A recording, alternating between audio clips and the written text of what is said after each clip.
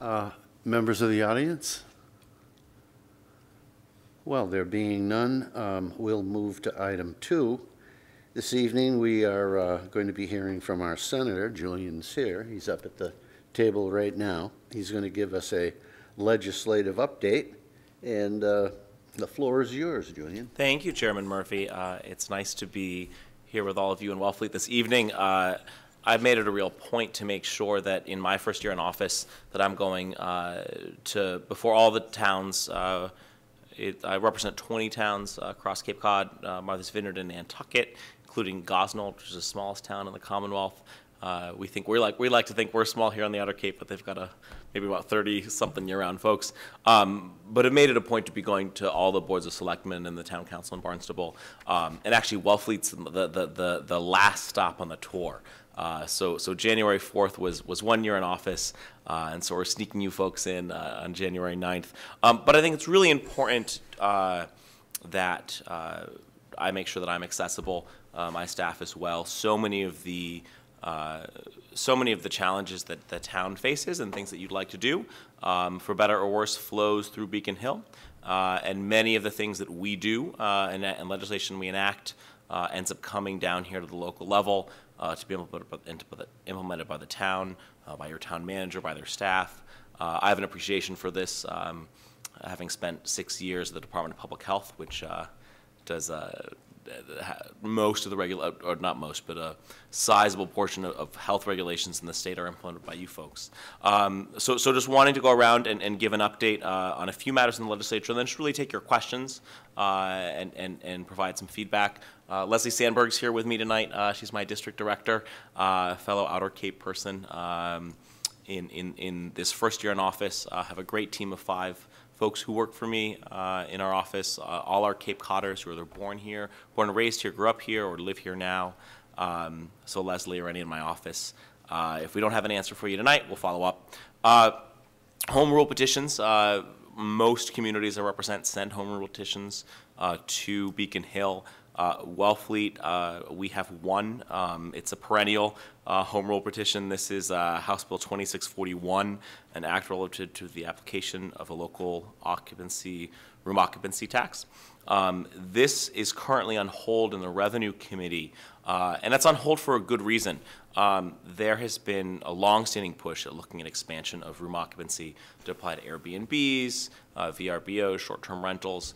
It's likely that there's going to be movement as a legislature in addressing short-term room occupancy expansion across the state. So not in a piecemeal fashion. This is good news, something that my counterpart and colleague Sarah Peak has been championing, day one 11 years ago when she got to Beacon Hill. And I think we're seeing some progress on this on the Senate side. We've actually voted to do this twice. On the House, the Speaker has indicated a willingness to take this up. And so hopeful that if this doesn't get taken up in the winter and spring, that it'll be done in the budget process. For Wellfleet and most of the towns I represent, this is going to be a significant increase in resources through a local option. I believe in Wellfleet you guys have a 4% room occupancy. That would expand to short-term rentals, to Airbnbs, VRBOs. The details of that legislation and what that's going to apply to are being hashed out. On the Senate side, we went for a very simple sort of model of just expanding it. There's a House proposal that's a little more complicated. I think for Wellfleet's perspective, the last time I checked the estimates, and I'd defer to Dan on this, I think it's an additional several $100,000 that would come to the town with this expansion. So really, really excited on that piece. Other Wellfleet issues, there's a lot of issues related to water here in Wellfleet because water is so important. Wellfleet Harbor, Rep. Peak and I have been working with Congressman Keating's office, and Leslie Sandberg's been working on this as well, with Dan Hort, and trying to coordinate the coordinating the county and then federal resources that are needed to really address the Wellfleet Harbor dredging that's needed.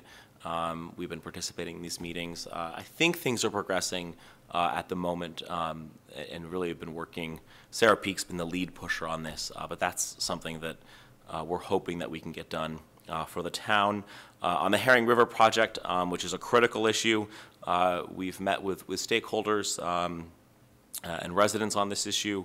I think a project that I really support, and I think is going to provide a tremendous amount of, if we look at environmental resiliency and coastal resiliency in the face of climate change, any efforts that we can take to really restore our marshes and embayments to operate how they were, I shouldn't say designed, but how they evolved to operate in holding water, I think is really critical. If we look at the impacts of the storm we had last week, had significant flooding and storm surge across a number of the communities I represent. More broadly, across the Cape, the delegation, and we have a bipartisan delegation here on the Cape, so Sarah Peake and I lead the Democratic side. We have folks on the other side of the aisle who represent most of the Mid-Cape, really have a really collaborative environment where we work very closely on issues together. 9 out of 10 of the issues we deal with are not partisan ones. And so one that we've really been thinking about is wastewater. And specifically under the 208 plan, the plan that's put in place in response to court action around the quality of and health of our embayments. Really thinking about, if you look at it in the 208 plan, an estimated $4 billion problem that we have across Cape Cod in a wastewater infrastructure need. Largely in sewering, but also in innovative models.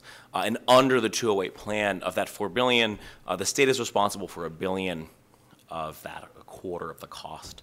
And so we've been trying to figure out, well, where are we going to get about $1 billion? You need about, for the state's share, that's about $20 million over several decades. So how do you go about doing that? Doing that through an appropriation or an earmark is risky and tricky. Specifically because the legislature has a penchant for sticking our fingers into certain pots of money that we allocate for projects further down the road. And so one area where we think we may be able to find a dedicated revenue source for the state portion is through expansion of short-term room occupancy, through the expansion of room occupancy as an opportunity for us to increase basically provide a way to come up with resources for wastewater. So one proposal that the delegation's been working on would be adding a 2.75% surcharge on room occupancy across Cape Cod, as well as Martha's Vineyard and Nantucket. This would generate over $20 million annually. That would go into a pot of money that would be administered by the Treasurer's Office, that would align with the state revolving loan program and the SRF and other existing resources around wastewater to provide communities with very low interest or no interest loans, bonding authority to really expand the pot of resources that we have for wastewater. So that's something that's really promising. I think we are currently looking at language, getting feedback. There's been multiple iterations of this, but I think for every town that I represent, wastewater is a tremendous challenge, and that this could provide a significant influx of state resources for a problem that we know we need to solve. We're under a court action that we're going to have to solve, and that without any state support or potentially federal support, this will have to be carried on the backs of property taxpayers, many of whom are second homeowners, but many of whom are living in our communities who are, housing and sustainability is a real challenge in our communities, and so definitely wanting to make sure that we are getting the state to pitch in on our wastewater challenges. Other broader issues that we've been spending, that the legislature is taking up, housing production and zoning reform is something that's really emerged as something very critical here on Cape Cod, on the islands as well, also in Greater Boston. The cost of housing is the very sort of antiquated zoning, antiquated and parochial zoning that we have here in Massachusetts. Massachusetts is rated about like 49th for states as far as zoning transparency, as far as diversity, accessibility, and the fact that we're just not keeping up with housing demand that we need across much of the Commonwealth. In Greater Boston, that looks like a lot bigger structures than here on the Outer Cape, certainly. But for the district that I represent, if we don't address housing, we're not going to really have a future here. If you look at the Cape Codders, especially here on the Outer Cape, who are of my generation, who are here, they tend to be people who are here because our families have a foothold here, and that we have some sort of access to get into the community. So housing is an issue that the governor has actually put a proposal forward for a housing production bill. The Senate has a version, the House has a version. Actually, that Representative Peake is a co-sponsor, is a primary sponsor of. And so hopeful that we'll be able to do something on housing at the state level. I'm really keen in making sure that whatever proposals the state puts forward are fit the needs of smaller communities. Often state programs and policies, if you look at sort of traditional affordable housing programs, they're really designed to work for like 200, 300 unit developments. That's just not the scale of what we have here. And we also need much more focus on diverse price point housing. So, not just traditional sort of affordable housing for 30, 50, 80% of area median income, but really, up to 150, 180, almost 200% of area median income. So a lot of that work you folks are leading here, and it's going to be done at the town level, but I think it's really important that as the state looks at enhancing housing production, that we make sure that we're meeting the needs of smaller communities here on the Outer Cape, on the islands. Another major policy issue where both chambers have been spending a lot of time is on criminal justice reform. A number of sort of long overdue updates, changes, really bringing Massachusetts in line with what a lot of other states have done. The Senate passed a bill in October, and the House passed a bill in November. They're currently in conference committee. Hopefully we'll have an agreed-upon conference report sometime in the next several weeks. And then healthcare and healthcare costs are the third topic we've really been spending a lot of time on. The Senate took up and passed a rather robust health care cost containment bill in November. There's a whole host of pieces in there. Most that are germane and relevant to us here on the Outer Cape is an expansion of telemedicine. This is something, if you talk to folks at Outer Cape Health, if you talk to anyone in Health and Human Services, access to providers, especially in behavioral health, access to a psychiatrist and psychiatric care is a real challenge that we have out here. The telemedicine proposals that the Senate has passed would really help further that access. There's also an expansion of what EMTs can treat, an ability for EMTs also to make a determination whether or not someone needs to go to a hospital, needs to go to the emergency room or not. These are things that I actually represent the 3 communities that are furthest from any emergency department in the Commonwealth, which is here in Wellfleet and Truro and Provincetown. So some of these changes I'm hopeful will make a difference in healthcare and healthcare access out here on the Outer Cape. More broadly in the healthcare cost containment proposal, I think it's really critical that we continue to try to push the cost trend curve down. If you look at whether it's family budgets, especially for us in our communities where you have a lot of folks who are self-employed or own small businesses, but also the town's expenses, the Commonwealth's expense, healthcare costs are just increasingly a significant portion of all of our budgets and something that we're trying to get a handle on. So those are sort of the sort of larger policy issues that we're marinating on and talking about. Certainly a lot has been going on. Glad to address questions on marijuana, on housing production, and likely to see a flurry of activity as we take up the annual budget, which is going to start in the spring. But that's sort of an overview of what's been sort of the highlights of what's going on at Beacon Hill.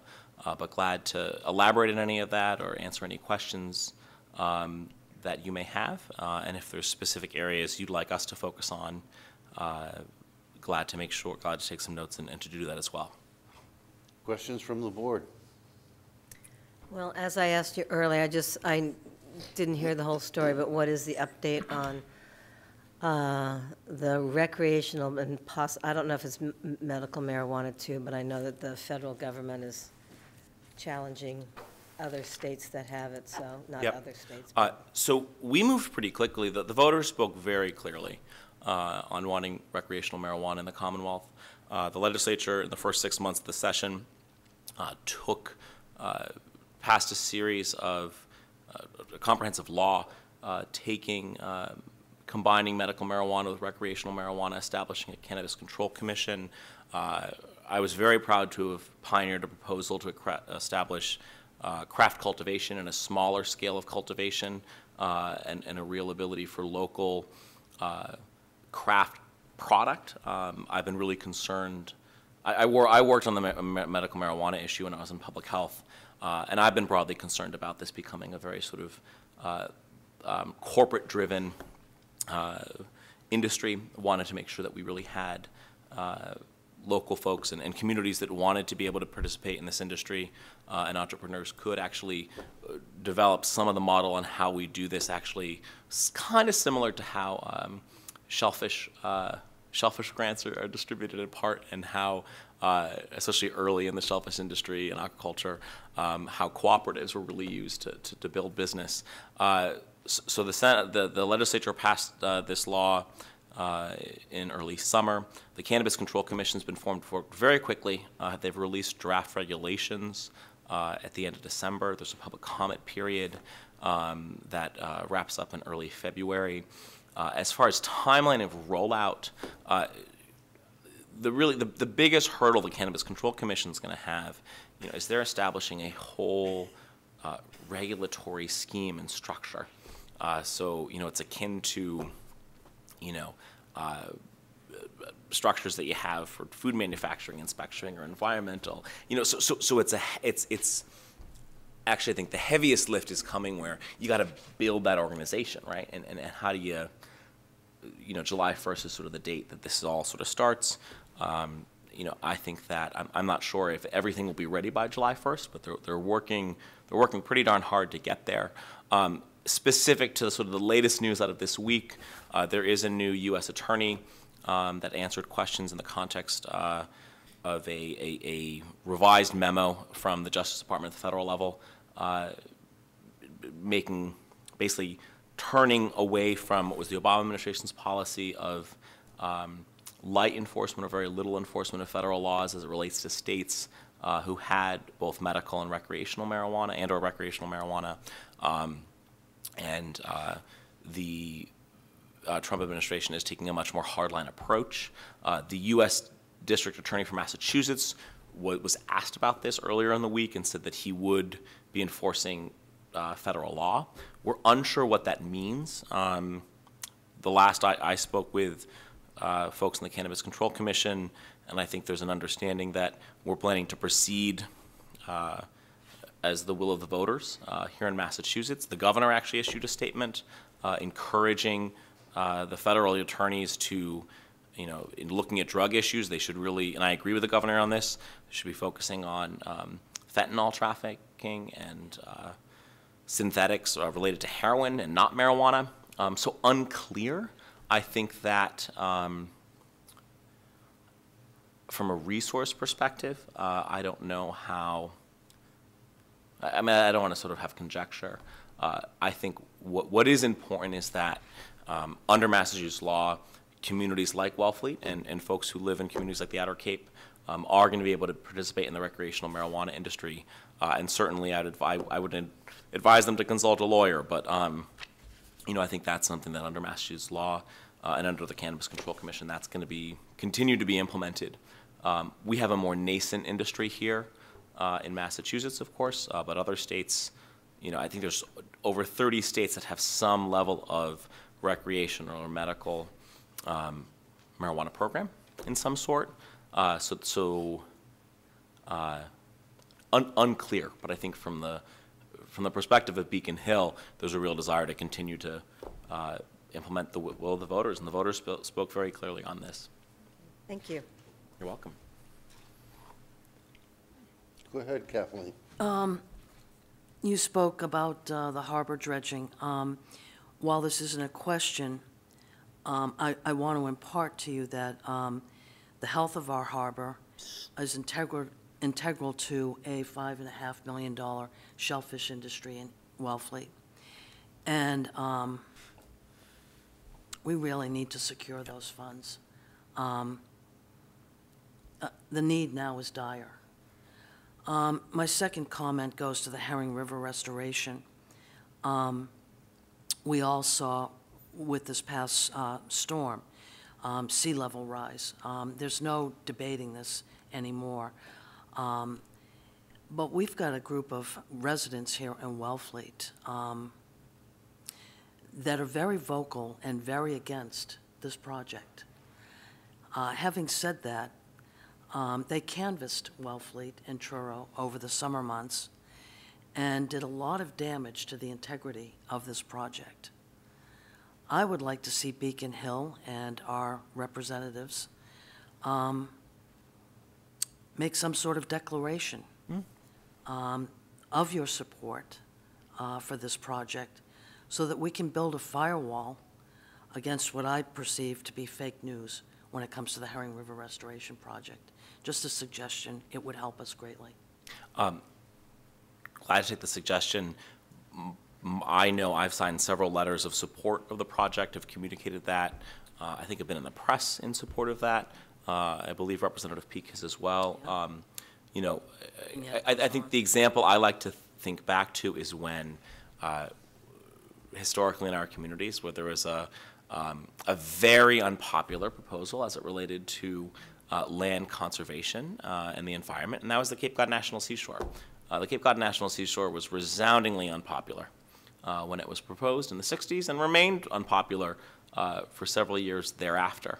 I think you'd be hard-pressed to find anyone in the communities, especially here on the Outer Cape, that don't see the Cape Cod National Seashore now as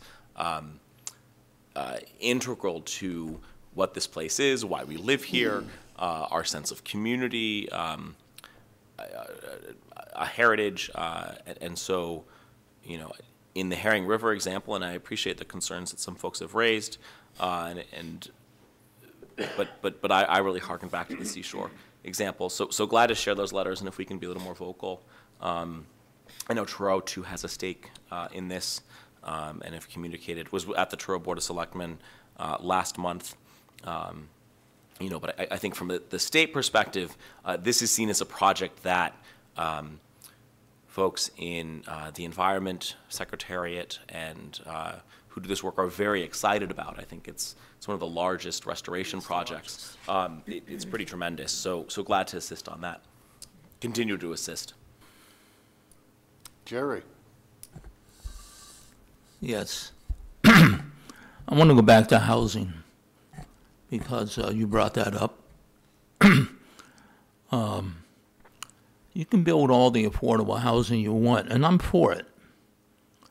But if you look at a family of 4 or 5, and they need probably 3 bedrooms and hopefully 2 bathrooms, and the affordable rent on that is $1,400, that's hardly affordable. Then you need to have jobs. And you know that we're really a summer economy. You look around, we have one little restaurant out in South Wellfleet, and you have another one here in town that are open. And they're only open a few days out of the week. Actually, there's a third one out there. So I don't know where the jobs are going to come from. I don't know where these subsidies, if there will be some for those people who are in affordable housing. The town is stretched thin. Build-out is almost over in Wellfleet and Provincetown also. Mostly what you're going to have in Provincetown are renovations. And if you're an electrician or a plumber, and sometimes a carpenter, because they can only work under certain conditions, I don't know where the jobs are going to come from. You can take a job at Cumberland Farms for $13 an hour, But if you have a family, that isn't going to cover your expenses and your utilities also. So unless we can develop some sort of system, I don't know what it is, I don't know what it can be even. I don't know where the jobs are going to come from. So I'm for affordable housing, and I think we should have it. But you also need to have the jobs. And most people that go into affordable housing may have a job, but we had an occasion here a couple years ago where we had applications for the job, for the affordable housing, but they couldn't meet the requirements because they didn't have enough income. So either the state, the county maybe, or the towns are going to have to do some subsidizing. In the towns right now, at least in Wellfleet's case, and I would assume in most towns' cases, are really up against the wall because of 2.5. And I think if you can have what an influence you have, that we can have these rentals that we talk about and charge people who have summer homes, but really what we need to do is get rid of 2.5, in my opinion, so that the towns can further, do a better taxation. Otherwise, we have to go to town meeting, get an override, and sometimes that's not easy. So that's just my concern. I just don't know where all this is going to come from. And since you're our state senator and more brilliant than I am, maybe you can come up with some fixes on that. I don't know. It's a hard job. No, it's very difficult to do. Yeah, thank you for your comments, and this is really hard. And I think that there's been I feel like we've been talking about housing issues since I was in middle school, which is actually now like quite a few years ago at this point, surprisingly. And there's been some small successes, but meaningfully, we have not been able to respond to what's a really out of whack real estate market, right? Our real estate market is not driven by the economy that we have here. It's driven by folks, by folks who want to have a second home here or want to come and retire here. And those folks really enrich our community. But that's what's driving housing costs. Adding to that we're on a peninsula that 60+% of this community, 70% of Truro, 90% of Provincetown is designated conservation and a national seashore. There's a whole host of limits on that. I think that when I talk about housing, and I'll talk both about housing and economic development, on the economic development end, I actually have seen in my own experience, and also I think if I talk to folks like Jay Coburn at the Community Development Partnership, that actually we have been seeing a lengthening of our season that has, I think, benefited communities. Long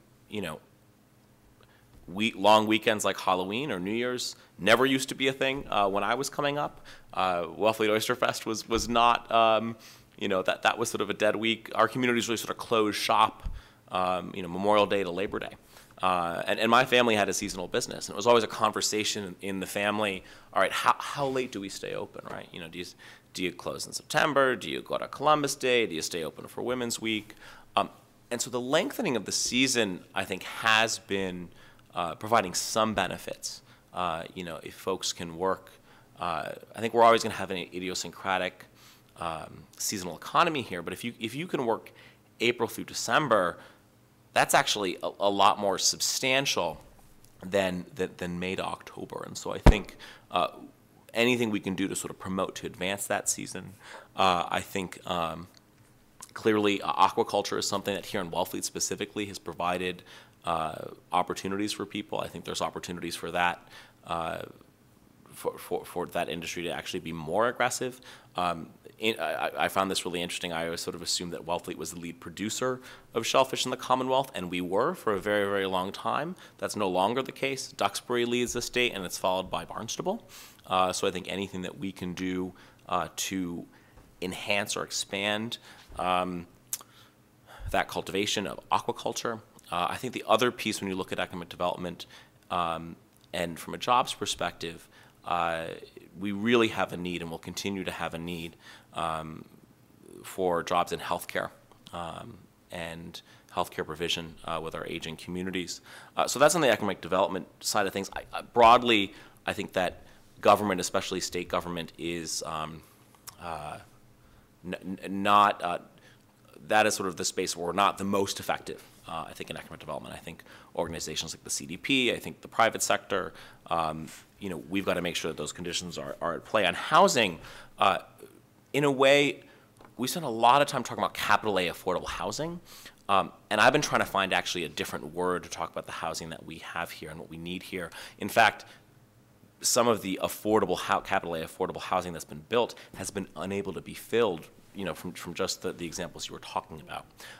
So I think we got to look at housing in a few different areas. And the Cape Cod Commission's provided a pretty helpful roadmap. I don't know if you've seen this. They put out a housing report at the end of last year. And it goes town by town in outlining what we're going to need to just sort of maintain basic sort of a basic level of sustainability in our communities, from school enrollment to population.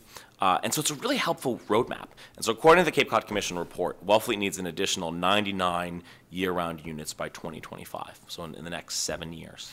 99 is not it's not an unsubstantial number, but it's not, I think there's over 4,000 housing units in the town of Wellfleet. What sort of housing does that need to be? One, I think we've really got to get serious about housing that people can downsize into, even if it's market rate housing for folks to downsize. Many of us, especially here on the Outer Cape, I think of my family.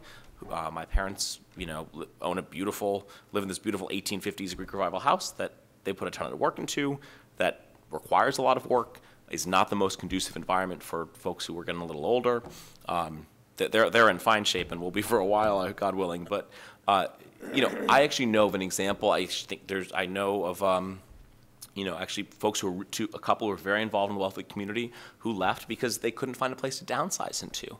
I think downsizing is something that's really important. The Cape Cod Commission report highlights that. What's needed for that sort of housing is a careful look at our zoning. It's really difficult and prohibitive to build multi-unit housing in our communities based on zoning, also based on the limitations of both access to potable water and wastewater, specifically sewer. I think that looking at our existing downtowns, and Wellfleet has an existing relatively dense downtown, you probably couldn't build Wellfleet downtown, Wellfleet Center under existing zoning. So I think we got to take a look there. So I think that's one piece, looking at downsizing for housing. That's going to help free up housing as well for folks who are looking to start our families, housing on that end. I do think that anecdotally, I think that there's demand for housing, even among those of us who grew up here who are wanting to come back. I think of a young couple, friends of mine who live in Wellfleet. They've spent the past 5 years trying to find something to buy. They actually couldn't find anything, couldn't qualify for anything in Wellfleet. Actually, were fortunate and just qualified for and got into an affordable unit in Truro. But really, I think towns also need to view housing from an enrollment perspective in our schools, and that we really need to be, we need to be aggressive on this. I think not only from a maintaining our population perspective, but from a cost perspective in our schools. It requires, just to keep the lights on and to maintain an elementary school. And I know from sitting down with Tom Conrad and from working extensively in the Nauset school system and enrollment. Enrollment's a challenge that all of our towns have and will continue to have, especially in this town. So I think on the solutions perspective, one, we need to be prioritizing opportunities for people to downsize. I think that's opening up and rezoning, especially in our existing small downtowns, having multi-unit. Looking at opportunities for sewering in key places would expand that opportunity for that development. I think that we need more programs for diverse price point housing. I am worried that under this new federal tax law, this really changes the market around where affordable and workforce, basically the ability of these projects to be bundled and sold, and the tax credits of that, and I think that's going to put some uncertainty and a wrench into this.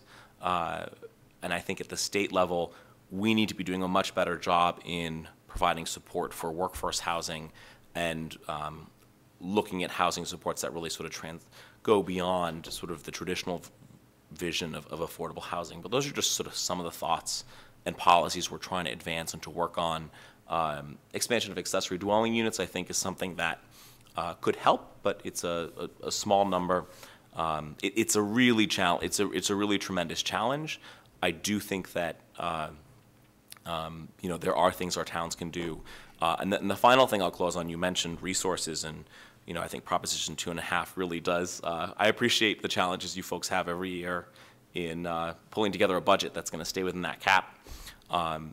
We've been trying to look at how else do you bring resources into the community. So on housing, both Nantucket and Provincetown have moved forward with proposals on creating year-round housing trusts.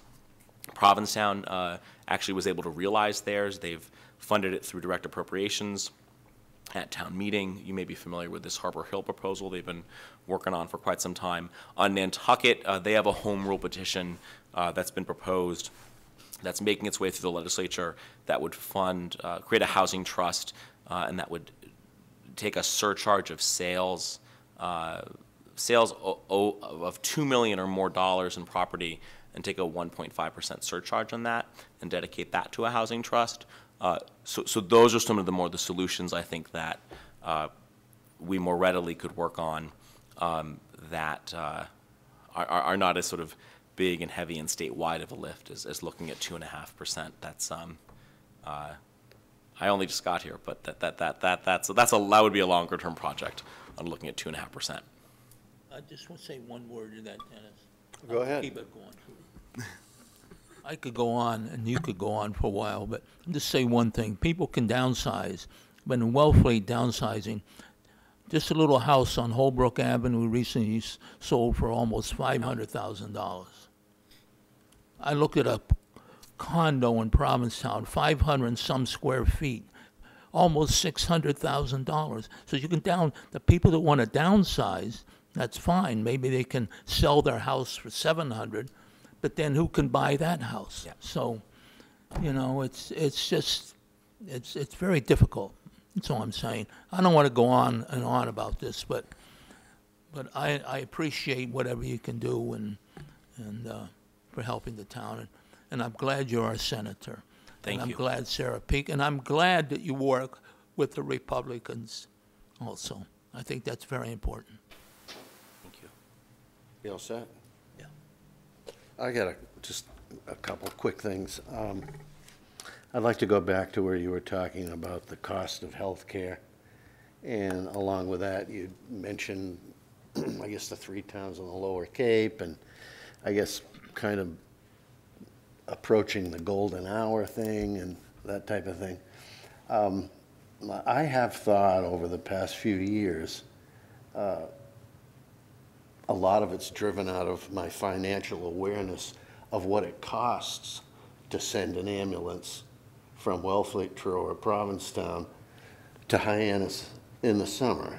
State regulations now require at least 2 high-leveled EMTs in the back, the driver. Things like this are expensive, especially when it comes to backfilling those positions. I'm familiar enough with our fire department's overtime budget to say that we're talking hundreds of thousands of dollars for each town. Yeah. It wasn't long ago when Outer Cape Health brought forward some plans for a much bigger facility and so forth in Wellfleet. And at that point, my question was, were they going to design something to address level 1, is it? So I'm sitting here this evening thinking, you could be the guy to talk to. You represent towns from Brewster to P-Town. And is it a stretch to say that if the 4 towns got together, formed some sort of a region, and could build an emergency medical care unit that could be staffed, perhaps, if all we could get was seasonally, and you would reduce the golden hour, which is a big part of medical response in trauma-type accidents. And, you know, an ambulance coming from Provincetown, Truro, or Wellfleet at 12:30 in the afternoon in July, and God forbid there's not an accident on Route 6 in Wellfleet, because we've got a 3-mile stretch where there's no detour. Yeah. I was also going to talk to you about taking advantage of the size of the layout for the bicycle path. There's a big issue about getting a bypass around Route 6 because it has cost lives. And ambulances coming up, trying to get someone to Hyannis in an hour is near impossible. So is it a stretch to think that from a regionalized approach, a location somewhere in the center, and by doing a cost analysis on the amount of money that you spend by sending your staffed ambulances, usually not at 1 overtime rate, it can go to 3 overtime rates per trip. And trips like that generally are 3.5 hours minimum. So if you took that cost from each one of these 4 or 5 towns and you put that against the cost of taking out a bond for some sort of seasonal, at worst case scenario, emergency response location, for instance, the 11 acres in Eastham up on Route 6. It's been through the mill for the housing. That seems to be kind of falling out. But if you had a facility like that, that may be a byproduct of Cape Cod Hospital, Brigham and Young's, any one of the big Boston outfits, you could probably turn it into a financially viable situation. And along with that, you're addressing jobs, which, Jerry, you bring up a very good point. You know, we have to find new industries on the Cape. And I'm not expecting you to say, yes, I'll get it done next week. I'm not quite that foolish. Yeah. I'm just putting it out there as an idea that maybe you could think about on your way to work. Does it have any merit? Could it work? So a few things we're doing on that.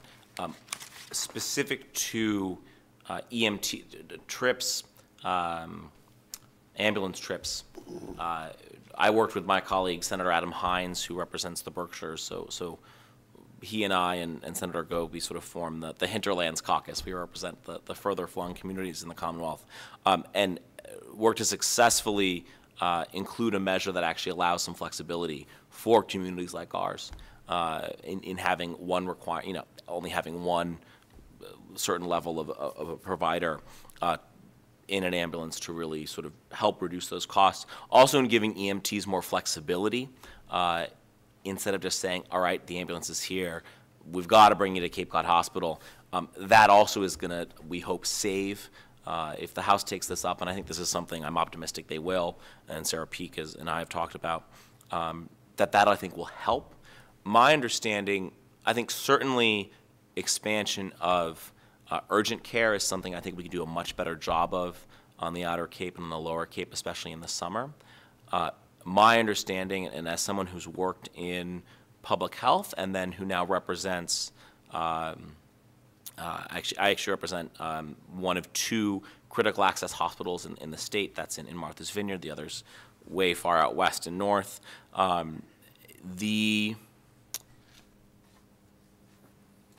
The costs associated with an actual emergency department are eclipse many times the figures that we're talking about. Mm-hmm. In a place like Martha's Vineyard, which has about a year-round population of 20,000, they struggle to keep that hospital open. and an emergency department open. In a place like Nantucket, which has about, the census says it's 10,000. We really actually know it's closer to 16 or 17,000 year-round folks. Their hospital too, and their emergency department, it's a real struggle. So I think that the focus should be on looking at how do you augment and expand urgent care to sort of siphon off folks who, you know, the folks who need to go to Hyannis or need to be airlifted need that, and it's unlikely that, you know,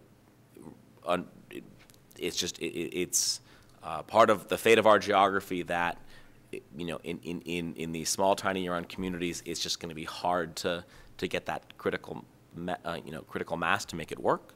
But I do think expansion of urgent care is really something that, you know, I've actually seen, to Outer Cape Health's credit, they've expanded hours here in Wellfleet. In Provincetown they have as well.